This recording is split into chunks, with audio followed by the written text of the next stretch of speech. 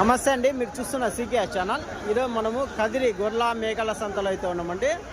చూడొచ్చు, ఇప్పుడు దాదాపు 8:15 టైం అయితే అవుతుంది.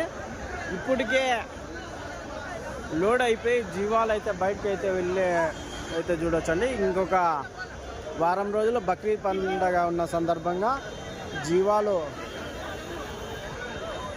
ఎక్కువ అయితే అమ్ముడుపోతున్నాయి. జీవాలు కానీ ఎక్కువ వచ్చాయనే చెప్పచ్చు.